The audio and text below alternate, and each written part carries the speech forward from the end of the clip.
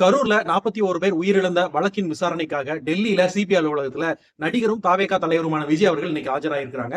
காலையில ரொம்ப சீக்கிரமாவே எழுந்து 11 மணிக்குள்ள அந்த ஆபீஸ் போகணும் அப்படிங்கிறதுக்காக வேக வேகமா கிளம்பி போயிருக்கிறார். இந்த வேகத்தை கரூர்ல காமிச்சிருந்தாரு அப்படின்னா இந்த வழக்குக்கு அவர் போகவே தேவையில்லை. அது ஒரு பக்கம் இருக்கட்டும். இன்னைக்கு 7 மணி நேரம் அவர்கிட்ட விசாரணை பண்ணியிருக்காங்க சிபிஐ அதிகாரிகள். இந்த 7 மணி நேரமும் முழு நேரமும் விசாரணை பண்ணிருப்பாங்களா அப்படின்னா இல்ல. ஏதோ ஒரு 1/2 மணி நேரம் 1 மணி நேரம் விசாரணை பண்ணிருப்பாங்க. மீதி நேரம் பூரா அவர் சும்மா தான் உட்கார்ந்துட்டு இருப்பாரு. ஏன்னா இதுக்கு முன்னாடி அவங்க கட்சி சார்பா விசாரணைக்கு ஆஜரானவங்களும் இப்படிதான் 2 நாள் விசாரணைக்கு ஆஜரானாங்க.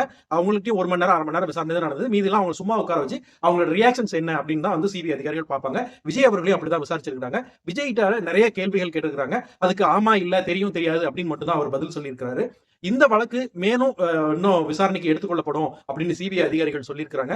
இன்னொரு முக்கியமான விஷயம் நம்ம பார்க்கணும் அப்படின்னா சிபிஐ வந்து இந்த வழக்கை ஊழல் தடுப்பு பிரிவு விசாரிக்குது அப்படிங்கிறது ரொம்ப முக்கியமான விஷயம். சிபிஐ அலுவலகத்தில் இருக்கக்கூடிய ஊழல் தடுப்பு பிரிவு அலுவலகம் தான் இந்த வழக்கை விசாரிக்கிறது. இதுக்கு பின்னாடி என்ன இருக்கு அப்படின்னு நமக்கு போக போக தான் தெரிய வரும். நாளைக்கும் விசாரணைக்கு ஆஜராகணும் அப்படின்னு சொல்லும்போது விஜய் தரப்புல இருந்து என்ன கேட்டிருக்காங்க அப்படின்னா இல்ல பொங்கல் விழாலாம் இருக்கு, அதனால எங்களுக்கு தள்ளி வைக்கணும்னு சொன்னதுனால பொங்கல் முடிந்து பிறகு இந்த வழக்கு விசாரணைக்கப்படும் அப்படின்னு சிபிஐ தரப்புல இருந்து சொல்லியிருக்காங்க. அடுத்தடுத்து என்ன நடக்கு